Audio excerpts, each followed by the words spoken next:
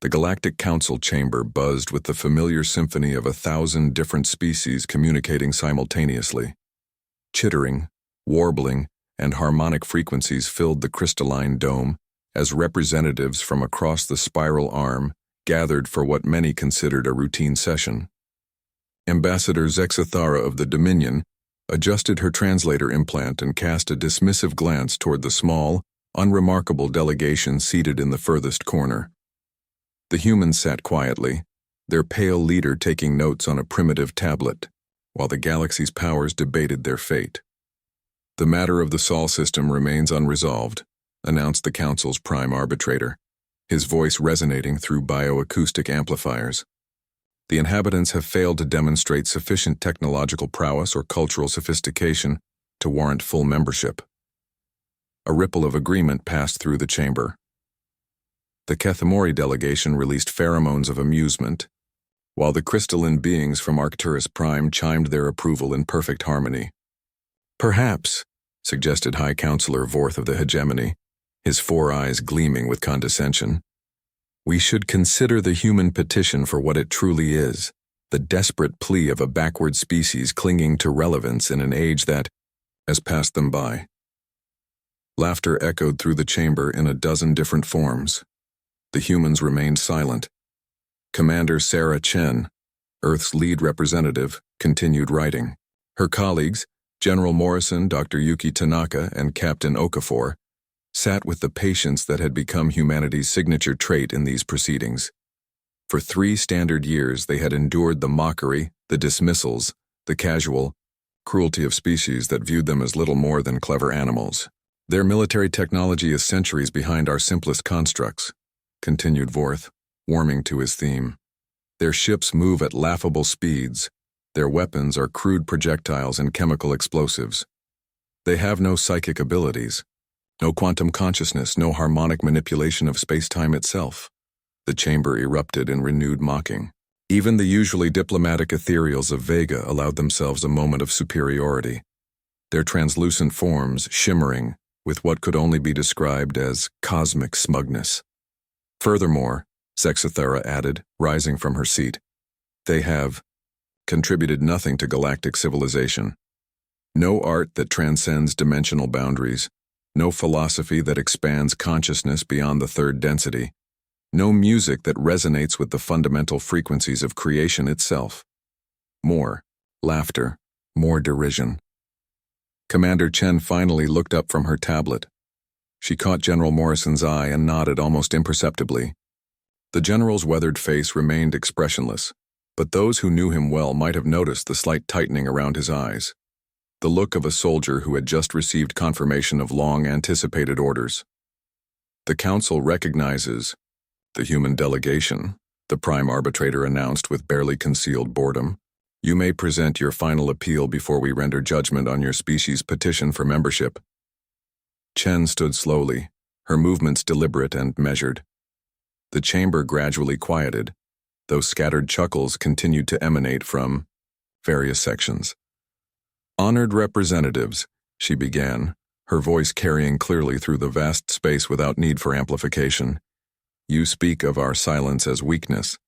You mock our primitive technology and our lack of sophistication." She paused, letting her gaze sweep across the assembled delegates. "You are correct on many counts. We cannot manipulate quantum consciousness. We have no psychic abilities. Our ships are indeed slow by your standards, and our weapons are crude." The smug satisfaction in the chamber was palpable. "But there is one thing you have failed to understand about humanity," Chen continued, her voice growing harder, more focused. "Our silence was never submission. It was observation. Our primitiveness was never weakness. It was restraint." General Morrison touched his tablet, and suddenly every human delegation member across the galaxy received a simple message. "Authorization code Omega. Release the percussion." Chen smiled for the first time in 3 years. "You see, while you debated our worthiness, we listened, we learned, we mapped every system, cataloged every weakness, identified every point of failure in your grand civilization, and we discovered something remarkable. The chamber had grown completely silent now, as if the thousands of delegates sensed a shift in the cosmic wind. For all your advanced technology, for all your quantum consciousness and dimensional transcendence, you have grown soft, complacent. You have forgotten the most fundamental truth of existence.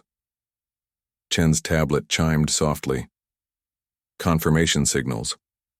We're arriving from every human settlement, every hidden base, every seemingly innocuous trading post humanity had established over the past 3 years. You forgot that the most dangerous predator is not the one that roars the loudest, she said, her voice now carrying an edge that made even the most arrogant delegates shift uncomfortably. It is the one that hunts in silence. The first explosions began in the Dominion's outer territories.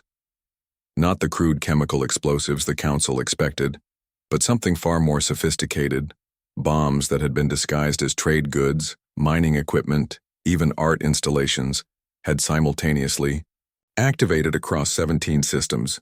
What you mistook for primitive projectile weapons, Chen continued as emergency alerts began flooding the chamber, were actually delivery systems for something we humans excel at: asymmetric warfare.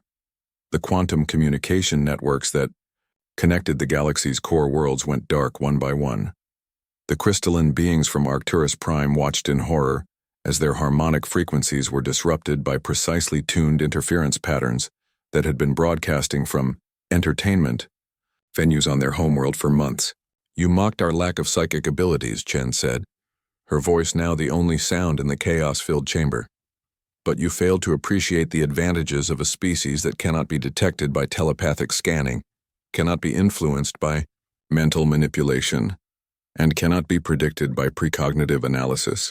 General Morrison stood now, his scarred hands clasped behind his back like a teacher delivering a lecture to unruly students. Every insult, every dismissal, every moment of casual cruelty, we remembered it all, he said quietly, and we planned accordingly. The chamber's great viewing screens flickered to life, showing scene after scene of systematic disruption. Hegemony warships dead in space, their AI systems corrupted by viruses hidden in routine data exchanges. Kethmori hive minds severed from their queen nodes by precisely targeted electromagnetic pulses. Ethereal meditation centers consumed by fires that burned in spectrums their enhanced senses couldn't perceive. This is impossible, whispered High Counselor Vorth, his 4 eyes wide with disbelief. Your species lacks the capability. To do this openly, yes, Chen interrupted, but humans have been fighting impossible odds for our entire evolutionary history. We learned long ago that when you cannot match your enemy's strength, you find their weakness. When you cannot defeat their technology, you turn it against them.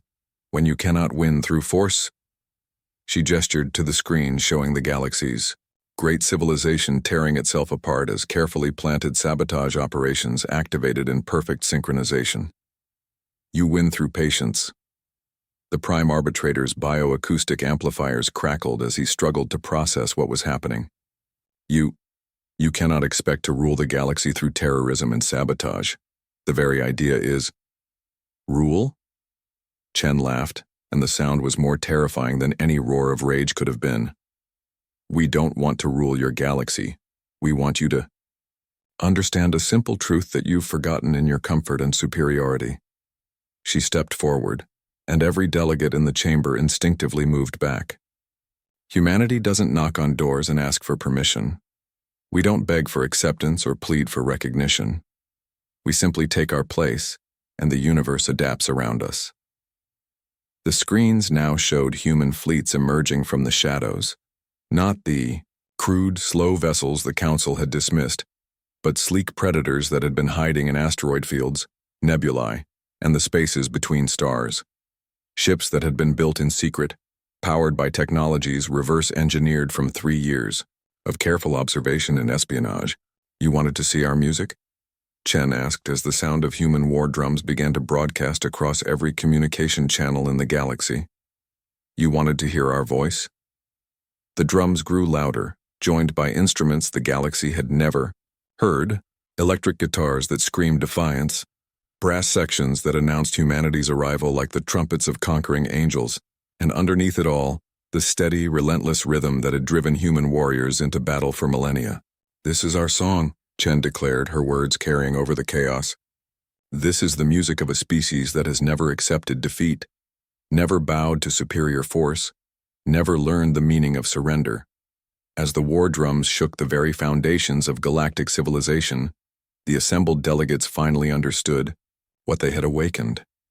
Not the crude barbarians they had dismissed, but something far more dangerous, a species that had spent 3 years learning exactly how to bring down gods. The galaxy had mocked Earth's silence. Now they would learn to fear humanity's war cry.